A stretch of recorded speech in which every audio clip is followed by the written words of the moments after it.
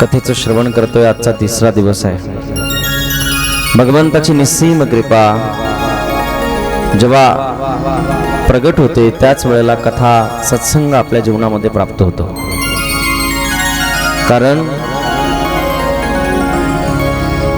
असं म्हटलेलं आहे, एक घडी आदि घडी आदि से पुण्या तुलसी संगत साधकी हरे कोटि अपराध. आदि घडी, एक घडी आदि घडी, आदि से पुण्याद. एक घडी जरी सत्संग झाला, एक घडीपेक्षा अर्धा जरी झाला, अर्ध्यातल्याही अर्धा घडी झाला तरी सुद्धा कोटी जीवनाचे अपराध जाण्याची ताकद सत्संगामध्ये आहे. अशा अलौकिक सत्संग आपल्याला ज्या वेळेस प्राप्त होतो तेव्हा हे विसरायला नको की हे भगवंताची असीम कृपा आहे. ज्या ज्या वेळेला सत्संग मिळतो ना मायबाप, त्या त्या वेळेला भगवंताची कृपाच असते. लौकिक गोष्टी प्राप्त होणं म्हणजे भगवंताची कृपा नाहीच. लौकिक गोष्टी प्राप्त होणं ह्या प्रारब्ध अनुकूल असतात. संसारातल्या गोष्टी प्राप्त होणं प्रारब्धाच्या अवलंबून आहे. पण जेव्हा सत्संग प्राप्त होतो, देवाची भक्ती प्राप्त होते, तेव्हा मात्र ही भगवंताचीच कृपा असते. देवाच्या कृपेशिवाय होऊ शकत नाही. रामायणातला एक गोड प्रसंग आहे.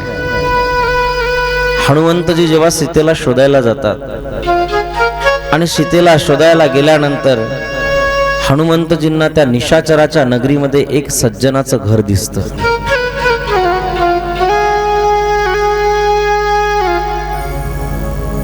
असा निशाचराच्या नगरीमध्ये सुद्धा सज्जनाचं घर ओळखण्याचं एक चिन्ह हनुमंतजींच्या लक्षात आलंय. कोणतं चिन्ह आहे?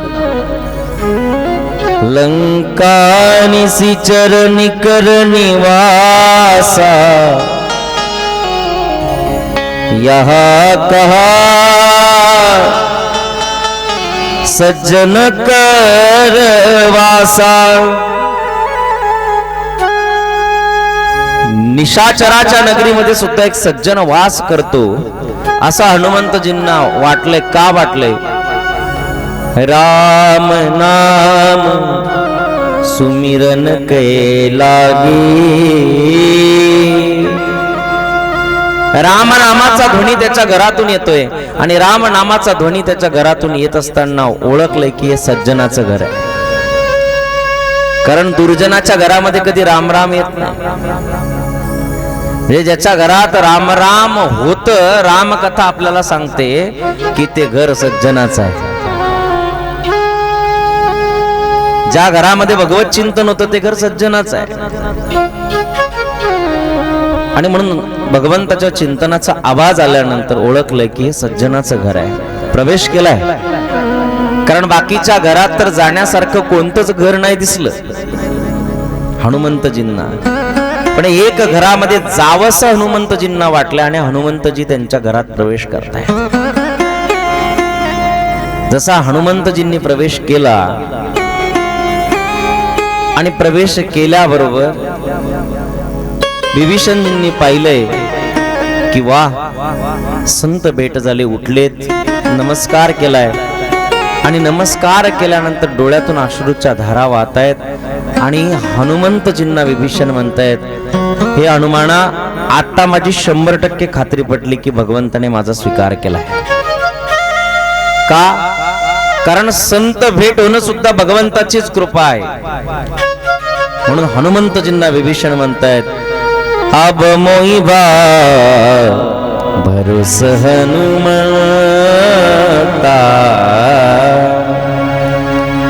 बिनु हरि कृपा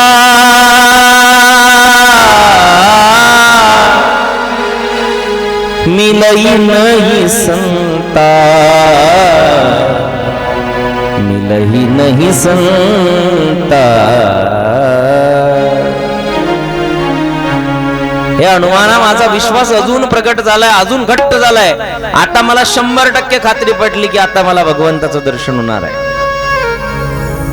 का? कारण ज्या अर्थी तुमचं दर्शन मला झालंय त्या अर्थी हे माझ्यावर केलेले उपकार माझ्या राम प्रभूंचे आहेत. संत भेटी भगवंताच्या कृपेशिवाय होत नाही. सत्संग भगवंताची भक्ती देवाच्या कृपेशिवाय प्राप्त होत नाही. आणि म्हणून आपल्याला असा अलौकिक सत्संग ऐकायला मिळतो. निश्चितच आपल्यावर त्या भगवंताची कृपा आहे. तो भगवंत तर सगळ्यांवर कृपा करतो, पण कृपेचे 3 प्रकार आहेत. एक सामान्य कृपा आहे,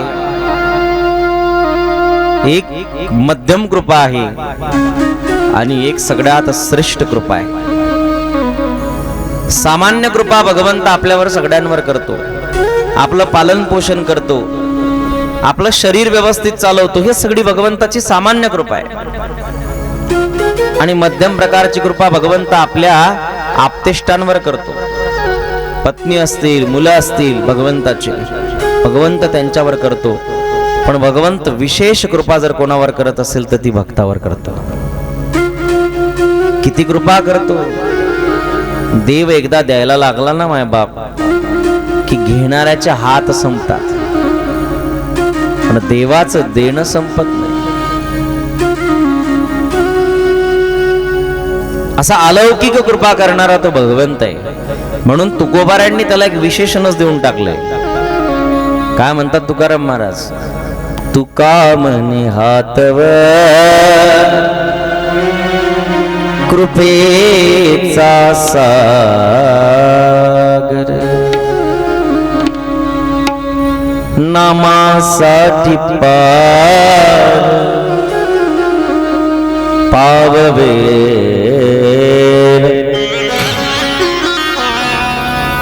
तो भगवंत कृपेचा सागर आहे. किती कृपा करतो म्हटले, सागरासारखी. आता सागराला दुसरं विशेषण देऊ शकतो का आपण कशाचं? म्हटले सागर कसा आहे? आमच्या गावातला तलाव आहे म्हणले तेवढा सागर आहे. शोभेल का? आकाश कसा आहे म्हटले या मंडपा एवढा आहे. शोभेल? शास्त्र सांगते सागरम सागरोपमा गगनम गगनाकारम. आकाशाला आकाशाचीच उपमा आणि सागराला सागराचीच उपमा द्यावी लागते. तशी भगवंताचं भक्तावर असलेलं प्रेम अहेतुक कृपेला भगवंताच्या कृपेचीच उपमा द्यावी लागते. दुसरी उपमा तिथे चालत नाही. किंबहुना आवडे निरुपम.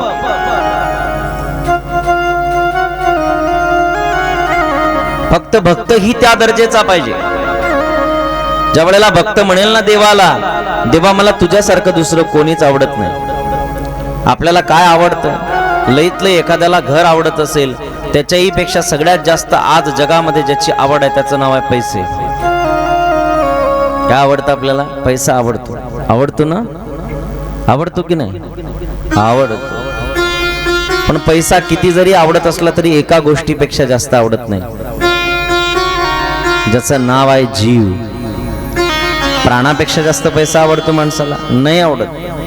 कितीही पैसा आवडू द्या, पण ज्या दिवशी जीवावर बेततं ना त्या दिवशी माणूस म्हणतो नाही 5 लाख जाऊ द्या पण मी वाचलो पाहिजे.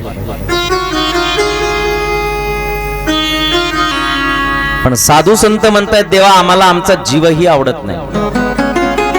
आम्ही तुला प्राणापेक्षा जास्त प्रेम करतोय. तुझी आन वाईन गा देवराया, देवराया बहु आवडसी जीवा पासुनिया. देवा तुझी आन शपथ घेऊन सांगतोय तू आम्हाला जीवापेक्षा जास्त आवडतो. आपल्याला प्राण आवडतो, आपला त्या ठिकाणी जीव आवडतो. पण साधू संत म्हणतायत की देवा तू आम्हाला जीवापेक्षा जास्त आवडतो.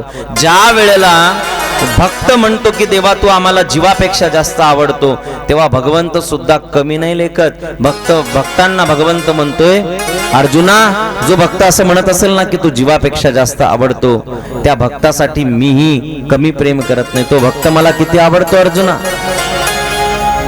तया ऐसे दुसरे आम्हा पडियात सोय रे, नाही गासा चुकारे तुझी आन तुझी आन. तुझी शपथ घेऊन सांगतोय अर्जुना, तया ऐसे दुसरे आम्हा पडियंते सोयरे. मला माझे जवळचे आवडत नाहीत, नातेवाईक आवडत नाही, पडियंते सोयरे तर लांबची गोष्ट राहिली. मला ज्याने मला जन्म दिला ते आई वडीलही मला एवढे आवडत नाही, तितका मला माझा भक्त आवडतो.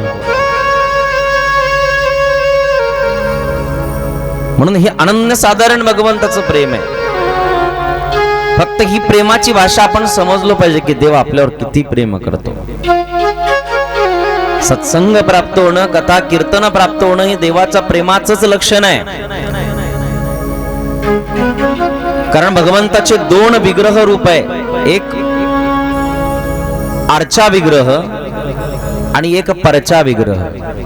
शास्त्रामध्ये आरचा विग्रह म्हणजे अर्चन ज्याचं करतो आपण, मूर्ती, एक भगवंताचं मूर्ती स्वरूप आहे. आणि एक चर्चा विग्रह म्हणजे भगवंताची कथा. हे दोनही भगवंताचे स्वरूप आहेत. मूर्ती सुद्धा भगवंताचं स्वरूप आहे, तसं चरित्र ऐकणं, भगवंताचं चरित्र ऐकणं, साधूचं चरित्र ऐकणं, संतांचं चरित्र ऐकणं, कथा कीर्तन ऐकणं, हे सुद्धा भगवंताचं स्वरूप आहे. असं माणसांना जर म्हटलं ना का हो बसता का 2-3 तास तुम्हाला 100 रुपये देतो, माणसं बसतील का? पण कथा कीर्तनांमध्ये येऊन बसतात. काय कारण आहे? तर हा भगवंताचा चर्चा विग्रह आहे. भगवंताचं हे स्वरूप आहे. आणि म्हणून हे प्राप्त होणं म्हणजेच भगवंत प्राप्त होणं आहे. फक्त त्याचा अनुभव व्यक्त केला पाहिजे माणसाने. ज्या दिवशी आपण या आनंदामध्ये डुबणार ना, त्या दिवशी आपले कर्ण रंध्र सातत्याने हेच मागतील. दुसरी काही ऐकण्याची इच्छा होणार नाही. का? कारण हे एक व्यसन आहे. देव ऐकायला लागला माणूस की ऐकायला लागल्यानंतर हळूहळू त्याच्यावर प्रेम निस्सीम होतं. एखाद्या माणसाविषयी आपल्याला माहितीच नाही, तो कसा आहे, काय आहे, त्याचा स्वभाव कसा आहे, तर आपल्याला त्याचे गुणदोष माहिती नसल्यामुळे आपलं त्याच्यावर प्रेम होत नाही. जर भगवंतावर प्रेम व्हावं असं वाटत असेल तर त्याच्यासाठी त्याचा चर्चा विग्रह ऐकलाच पाहिजे. आणि देवापर्यंत जाण्याचं जे साधन आहे ते देवच आहे. या कलियुगातले लोक आपण सगळेजण इतके भाग्यवान आहोत की ही कथा कुठेच नाहीये, फक्त या कलियुगात प्राप्त होते. आपण पहिल्याच दिवशी त्याचा विचार बघितला. स्वर्गाधिक देवांना सुद्धा ही कथा सुराणाम अपि दुर्लभः न कैलासे न स्वर्गे न सत्ते, कोणत्याही लोकांमध्ये ही कथा नाहीये. ही फक्त आणि फक्त कलियुगामध्ये आहे. म्हणून भगवंताची अहेतुक कृपा प्रगट होणं म्हणजे काय? तर भगवंताचा चर्चा विग्रह, लीला विग्रह, ती कथा आपल्याला प्राप्त होणं म्हणजेच भगवंताचा अनुग्रह आहे. आणि कथा ऐकल्यानंतर माणसाची कधीच तृप्तता होत नाही. जो खरा श्रोता आहे ना, तो कधी तृप्त होत नाही ऐकून. हे उत्तम श्रोत्याचं लक्षण आहे.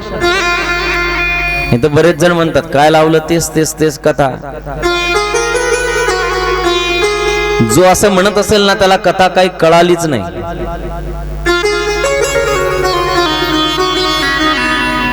कथा कळाली त्याला म्हणावं लागेल की ज्याची अजून अजून इच्छा वाढते. जसं माणूस पहिले कधी चहा पित नव्हता, पण अचानक त्याने चहा सुरू केला. 1 कप पिला. 1 कप पिल्यानंतर त्याला दुसऱ्या दिवशी वाटतं आपण 2 कप प्यावं. आणि तिसऱ्या दिवसापासून जे सवय लागते त्याला, त्याची सवय संपते का हो? नाही संपत, सातत्यता वाढत राहते त्याच्या जीवनामध्ये।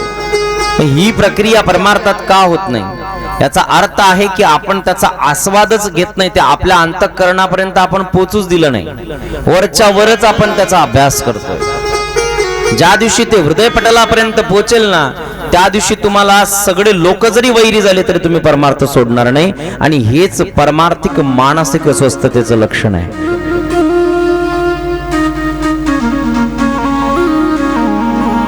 परमार्थ करत असताना माणसाचं दुःख संपत नाही, वाढतं। काय म्हणतील महाराज, दुःख वाढतं तर आम्हाला संसारातलं दुःख काय कमी होतं का, की पुन्हा हे दुःख वाढवतात? पण इथलं दुःख आनंद देणार आहे। कोणतं दुःख वाढतं? ज्या भगवंताची कथा ऐकली, ज्या भगवंताचे गुणानुवाद ऐकले, तो भगवंत कधी भेटेल म्हणून रात्रंदिवस तो चिंता करतो, आणि हे दुःख वाढणं म्हणजेच परमार्थिक साफल्यतेचं लक्षण आहे। ही जिज्ञासूची अवस्था आहे। जिज्ञासू तो जाणावया लागी बजे, ही जिज्ञासू अवस्था आहे। त्याला भगवंत प्राप्त होत नाही असं नाही, पण तो जाणण्यामध्येच अडकून राहतो। तो त्या भगवंतापर्यंत पोहोचण्याची त्याची जी अवस्था आहे, ती अवस्था टिकून ठेवण्यामध्येच तो टिकून राहतो। आणि आमचे सद्गुरुदेव नेहमी सांगतात की माणसाने परमार्थ जास्त वाढवल्यापेक्षा आहे तो टिकवून ठेवणं गरजेचं आहे। याच्यामध्ये सातत्यता फार गरजेची आहे। आणि ज्या दिवशी अशा पद्धतीने परमार्थ होतो ना, समजून जावं आपल्यावर भगवंताची कृपा आहे, कारण भगवंताच्या कृपेशिवाय हे होत नाही। म्हणून आपण काल ऐकलंय काय आहे म्हटले भागवत, तर निगम कल्पतरोर्गलितम फलम शुकमुखात अमृतद्रवसंयुतम, जे वेद तरुचं पकलेलं फळ आहे। वेद तरुचे मधुर फल स्वादुरसे जे स्वज्वल, आत्मा राम मुनी सफल, सेवुनि झाले जन सुफल। पहा पर्वणी आली अवनी,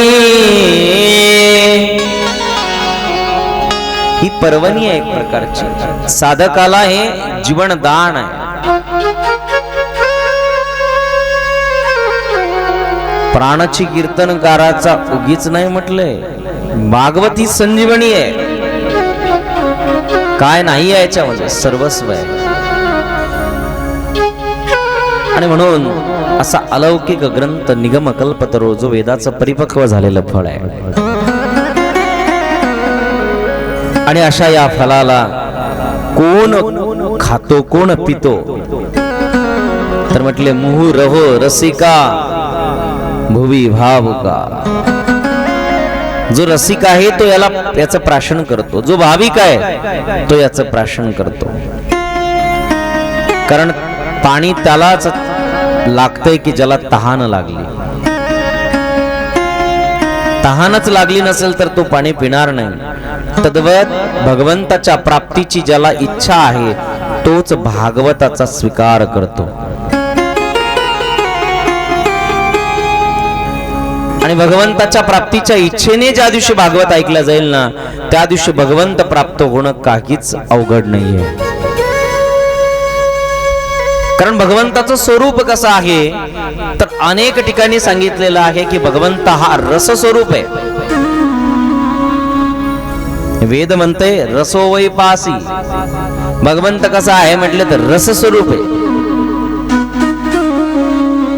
आणि ते सगळे रस, नवविधा रस जर कशामध्ये असतील तर ते श्रीमद भागवतात आहेत। मग जर तो भगवंत रस स्वरूप आहे आणि भागवतात जर नवही रस आहेत, तर भागवत आणि देव वेगळा नाही, एकच आहे। भागवत म्हणजे अथंग महासागर आहे, आणि या अथांग महासागरामधून जो उत्तम वक्ता आहे आणि जो उत्तम श्रोता आहे तो मोती मोती वेचून आणत असतो. कारण सागराची कधी खोली मोजता येत नाही, त्याचं चौरस मोजता येत नाही, त्याचं पाणी मोजता येत नाही, पण त्याच्यामध्ये 100% मोती असतात, हे मात्र तेवढंच खरं आहे.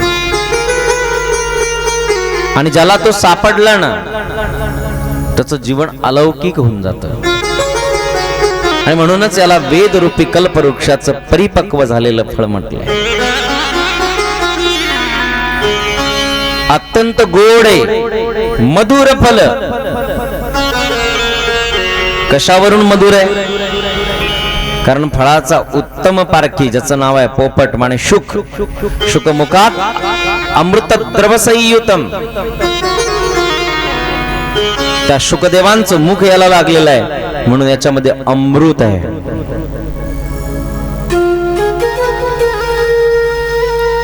अलौकिक आहे. कारण एखाद्या झाडाचं फळ पिकलं हे सिद्ध करून देणारं जर कोण असेल तर तो पोपट आहे. ज्या झाडाला पोपटाने चोच मारायला सुरू केली समजायचं त्या झाडाचे फळ पिकायला लागले. आणि म्हणून असं अलौकिक प्रासादिक फळ जर कुठलं असेल तर तो भागवत रूपी ग्रंथ आहे. सांगितलंय पिण्याचा ग्रंथ आहे. जे रसिक आहेत ते याला पितात, जे रसिक नाहीत ना ते गावात कथा जरी असली तरी इकडे तिकडे फिरत असतात. निघतो कथेला जाण्यासाठी पण गप्पा मारता मारता कधी 4 वाजून जातात मित्रांसोबत, कळतच नाही त्याला. समजावा हा रसिक नाहीये, याच्यावर देवाची कृपा नाहीये. कारण देवाची कृपा झाल्याशिवाय सत्संगच प्राप्त होत नाही. तुलसीदासजी महाराजांनीही सांगितलेलं आहे